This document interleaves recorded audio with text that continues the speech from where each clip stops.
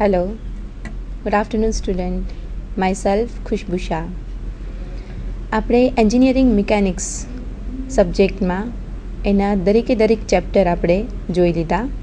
દરેક ચેપ્ટરની theory, example એ દરેક વસ્તુ આપણે લર્ન કરી. તો હવે આ લેક્ચરમાં આપણે જીટીયુનું જે લેટેસ્ટ પેપર છે એ આપણે સોલ્વ કરીએ. સમર 2013નું જીટીયુનું ક્વેશ્ચન પેપર કે જે આપણે આજના લેક્ચરમાં સોલ્વ કરીએ. ઓકે, તો સ્ટાર્ટ કરીએ આપણે summer 2013 GTU paper. Question 1 A. Define the following terms. First, vector quantity. Second, resultant force. Third, centroid. Fourth, coefficient of friction. Fifth, velocity ratio. And sixth, power. Okay, question 1A માં આપણને define કરવાનું કીધું છે following terms, કે જેમાં 6 terms આપેલી છે એની આપણે ડિફાઇન કરવાની છે. ઓકે, તો 1 by 1 જોઈએ. First, vector quantity. A vector quantity is one which can be completely specified by its magnitude and direction both only. Okay, vector quantity એટલે કે એવી ક્વોન્ટિટી છે કે જેને કમ્પ્લીટલી સ્પેસિફાય કરવા માટે, એને દર્શાવવા માટે મેગ્નિટ્યુડ અને ડાયરેક્શન બંનેની જરૂર પડે છે. એટલે કે એકમ અને દિશા એ બંનેની જરૂર પડે છે તેવી રાશિને કહેવામાં આવે છે સદિશ રાશિ. Okay, vector quantity. પછી આપણે નીચે એના એક્ઝામ્પલ આપી દેવાના છે. એક્ઝામ્પલમાં force, velocity, acceleration, moment. Okay, force છે તો કે ફોર્સ આપણે એપ્લાય કરીએ છીએ તો ફોર્સ કેટલો લગાડીએ છીએ એટલે કે એનું મેગ્નિટ્યુડ, અને કઈ ડાયરેક્શનમાં ફોર્સ લગાવીએ છીએ મીન્સ એની ડાયરેક્શન. ઓકે, આપણે આ બધા એક્ઝામ્પલ લેક્ચરમાં આગળ જોઈ ગયા છીએ વેક્ટર ક્વોન્ટિટીના. તો એક્ઝામમાં જ્યારે આપણે એની ડિફાઇન આપીએ છીએ ત્યારે સાથે સાથે એક્ઝામ્પલ પણ દર્શાવવાના છે. Okay, so force, velocity, acceleration end moment. This is a vector quantity. Second, resultant force. If a number of forces P, Q, R, S, etc. are acting simultaneously on a particle,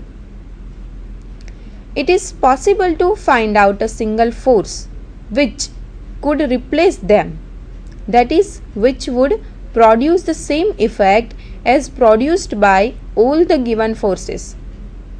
This single force is called resultant force.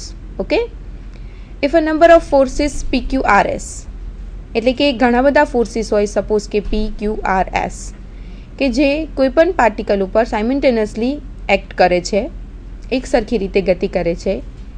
It is possible to find out a single force. હવે ઘણા બધા ફોર્સની આપણે વાત કરી કે P, Q, R, S એ બધા જે એક્ટ કરે છે અને એ બધા જ ફોર્સનું જે ઇફેક્ટ ક્રિએટ થાય છે એ ઇફેક્ટને આપણે કોઈપણ એક સિંગલ ફોર્સને લઈને એ ઇફેક્ટને એમાં પ્રોડ્યુસ કરી શકીએ છીએ. સપોઝ કે મેની ફોર્સ છે P, Q, R અને S, એની જે ઇફેક્ટ પ્રોડ્યુસ થાય છે એ ઇફેક્ટને એક સિંગલ ફોર્સ, જે ટોટલ એની ઇફેક્ટ છે P, Q, R, Sની, એ ટોટલ ઇફેક્ટને ફક્ત એક જ ફોર્સ દ્વારા એ ઇફેક્ટને દર્શાવી શકાય છે. ઓકે, તો એ જે સિંગલ ફોર્સ છે એ ફોર્સને કહેવામાં આવે છે resultant force R. Okay, so which would produce the same effect as produced by all the given forces. Okay, this single force is called resultant force. Third, centroid. In plane figures like square, rectangle, triangle, circle, etc., the point at which all area of the figure is concentrated is called centroid. Okay, એવી figure જેમાં square હોય, rectangle હોય, triangle હોય, કે જેનું all area, કે જેનું પૂરેપૂરો જે એરિયા જે છે એ જે પોઈન્ટ ઉપર કોન્સન્ટ્રેટ થયેલો છે, કેન્દ્રિત થયેલો છે, તો એને કહેવામાં આવે છે centroid. Okay, They are two-dimensional. તે દ્વિપરિમાણીય છે. Fourth, coefficient of friction. The ratio of limiting friction F and normal reaction N is called coefficient of friction. તો coefficient friction એટલે શું? તો કે limiting friction, ઓકે, મહત્તમ ઘર્ષણ બળ અને લંબ પ્રતિક્રિયા બળના રેશિયોને કોએફિશિયન્ટ ઓફ ફ્રિક્શન કહેવામાં આવે છે. અને આપણે કોએફિશિયન્ટ ઓફ ફ્રિક્શન મ્યુ એનું ઇક્વેશન લખી નાખવાનું છે કે mu is equal two tan phi. Fifth, velocity ratio. The ratio of distance moved by effort and the distance moved by load is called velocity ratio. પછી આપણે એને બતાવવાનું છે નીચે. VR is equal to distance moved by effort એટલે કે y અને distance moved by load means કે આપણે એને નામ આપીએ છીએ x એટલે કે VR is equal to થશે y upon x. એટલે કે કોઈ પણ બોડી છે એના ઉપર જ્યારે આપણે એફર્ટ લગાવીએ છીએ ત્યારે distance moved by effort, okay, એટલે કે જે બળ દ્વારા જે ડિસ્ટન્સ મૂવ કરે છે બોડી એ distance and the distance moved by load અને વજનના કારણે જે ડિસ્ટન્સ મૂવ થાય છે એ બંનેના રેશિયોને શું કહેવામાં આવે છે? વેલોસિટી રેશિયો એટલે કે વેગ ગુણોત્તર. અને એનું ફોર્મ્યુલા નીચે લખવાનું છે VR is equal two y upon x. Okay,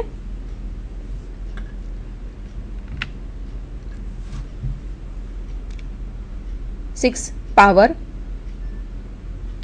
The power may be defined as the rate of doing work. Okay, power એટલે કે કાર્ય કરવાના દરને શું કહેવામાં આવે છે? પાવર કહેવામાં આવે છે. And power is equal to work done upon time taken for work done. Power is equal to થયેલ કાર્ય અને તે કાર્ય કરવા માટે લાગતો સમય. Okay, time taken for work done. અને એની ફોર્મ્યુલા લખવાની છે P is equal to F into V. Okay, force into velocity. તો power is equal to force into velocity means F into V and the power may be defined as the rate of doing work.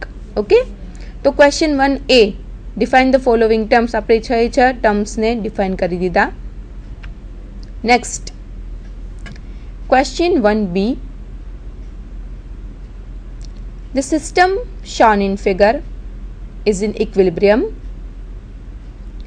Find unknown forces P and Q. Okay, અહીં તમે figure જોઈ શકો છો જેમાં first ઈસ્ટથી આપણે જોઈએ તો 50 ન્યૂટનનો force છે.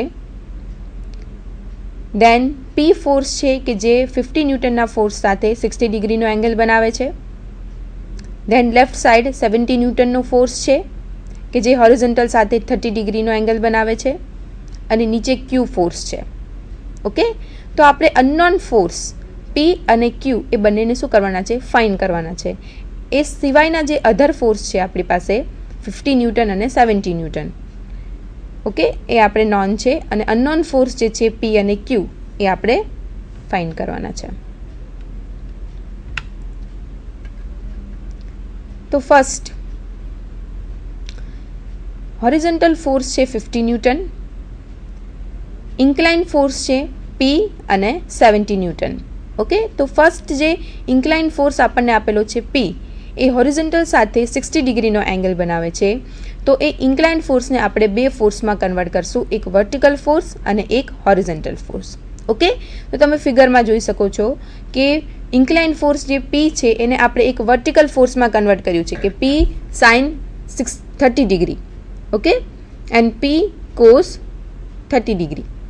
તો ફર્સ્ટ આપણે જે P ફોર્સ જે છે કે એની જે બી ડિગ્રી આપેલી છે એને આપણે શું કરી નાખવાનું છે? કન્વર્ટ કરી નાખવાનું છે. P sine 60 and P cos 60. Then left side 70 ન્યૂટનનો જે ફોર્સ છે એ હોરિઝોન્ટલ સાથે એંગલ બનાવે છે 30 ડિગ્રી. તો એ ઇન્ક્લાઇન ફોર્સ જે 70 ન્યૂટનનો છે એને આપણે બે ફોર્સમાં કન્વર્ટ કરીએ, એક વર્ટિકલ અને એક હોરિઝોન્ટલ. તો વર્ટિકલ ફોર્સ છે 70 સાઇન 30 ડિગ્રી અને હોરિઝોન્ટલ ફોર્સ થશે 70 cos 30 ડિગ્રી. ઓકે સ્ટુડન્ટ, આપણે લાસ્ટ ટાઈમ લર્ન કર્યું છે કે ડિગ્રી જે આપેલી હોય, ડિગ્રીની સામેની બાજુનો જે ફોર્સ છે એને આપણે સાઇન નામ આપવાનું છે, અને પાસેની બાજુનો જે કોસ છે, ફોર્સ જે છે એને આપણે નામ આપવાનું છે કોસ. ઓકે, તો તમે જોઈ શકો છો કે 70 ન્યૂટન હોરિઝોન્ટલ સાથે 30 ડિગ્રી બનાવે છે, તો 30 ડિગ્રી છે એની સામેની બાજુ થશે સાઇન અને પાસેની બાજુ થશે કોસ. તો ફર્સ્ટ આપણે શું લખવાનું છે? ફોર્સ, પછી sine, then degree. Okay, so 70 sin 30 degree vertical and horizontal 70 cos 30 degree. Okay, Q force છે એ વર્ટિકલ જ છે, એને આપણે કોઈ ફોર્સમાં કન્વર્ટ કરવાની જરૂર નથી. આપણી પાસે બે ફોર્સ ઇન્ક્લાઇન્ડ હતા, પી અને 70 ન્યૂટન. એ બંને ફોર્સને આપણે વર્ટિકલ અને હોરિઝોન્ટલ ફોર્સમાં કન્વર્ટ કરી દીધા. પીને કન્વર્ટ કર્યો P sin 60 degree and P cos 60 degree, and 70 ન્યૂટનને 70 sin 30 degree and 70 cos 30 degree. Okay, next condition, first condition આપણે ફોલો કરશું. Sigma H is equal to 0. So right hand side forces is equal to left hand side forces. Okay, તો first આપણે ફિગરમાં જોઈએ કે right side force કેટલા છે અને લેફ્ટ સાઇડ ફોર્સ કેટલા છે. 50 cos 0 ડિગ્રી, 50 ન્યૂટનનો જે ફોર્સ છે એ 0 ડિગ્રી એ થશે. સો 50 cos 0 degree plus p cos 60 degree is equal to left side arrow છે 70 cos 30 degree. Okay, so 50 plus p cos 60 degree is equal two 60.62.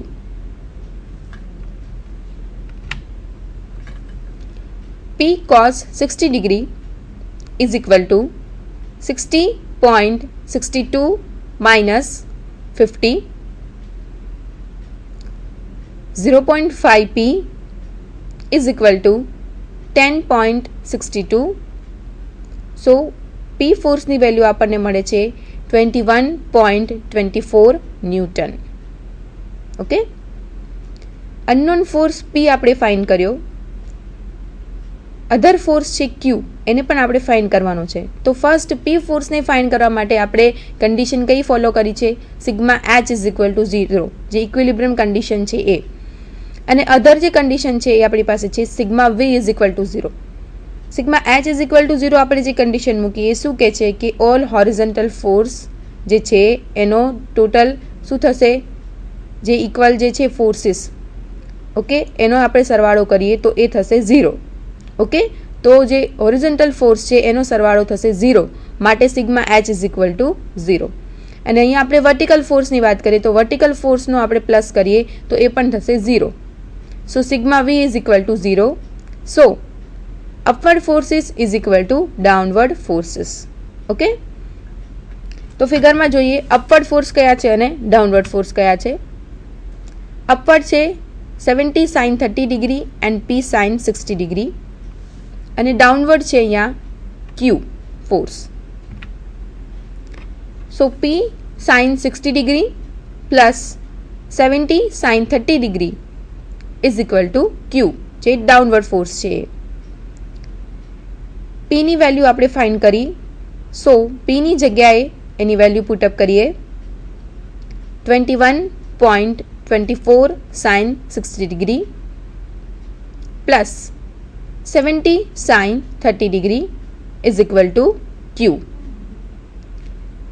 Q is equal two 53.39 newton. Okay, આપણે બંને unknown force પી અને ક્યુ બંનેની value find કરી. First આપણને figure આપેલી હતી કે જ્યાં હોરિઝોન્ટલ ફોર્સ છે 50 ન્યૂટન, વર્ટિકલ ફોર્સ છે ક્યુ, અને બે ઇન્ક્લાઇન્ડ ફોર્સ આપણને આપેલા હતા પી અને 70 ન્યૂટન.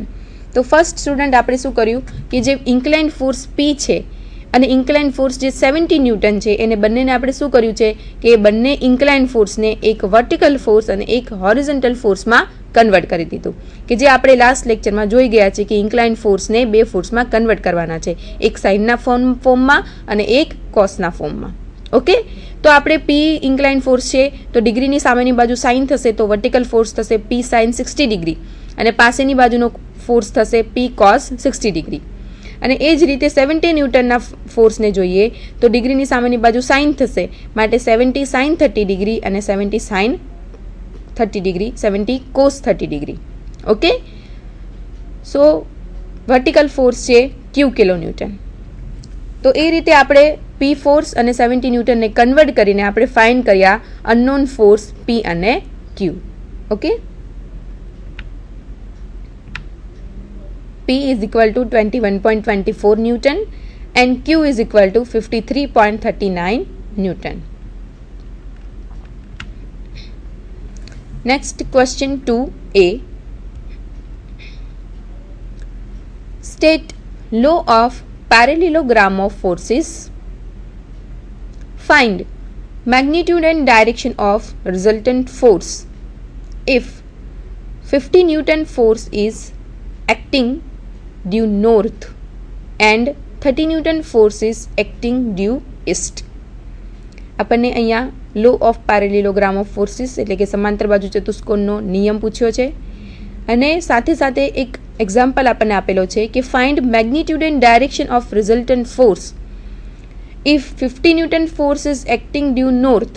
50 ન્યૂટનનું જે બળ છે એ ઉત્તર દિશા તરફ ગતિ કરે છે અને 30 ન્યૂટનનો જે ફોર્સ છે એ પૂર્વ દિશા તરફ ગતિ કરે છે. તો આ બંને બળોનું આપણે શું ફાઇન્ડ કરવાનું છે?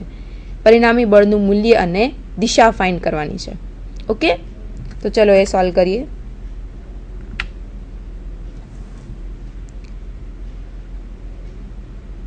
First law, parallelogram law of forces. If two forces acting at a point be represented in magnitude and direction by the two adjacent sides of a parallelogram, their resultant may be represented in magnitude and direction by the diagonal of the parallelogram which passes through their point of intersection. Okay, if two forces, જો બે બળો એક જ બિંદુ ઉપર જો ગતિ કરતા હોય, represented in magnitude and direction, તેના એકમ અને દિશાની સાથે જો કોઈ એક બિંદુ ઉપર બે બળો ગતિ કરતા હોય તો the two adjacent side of parallelogram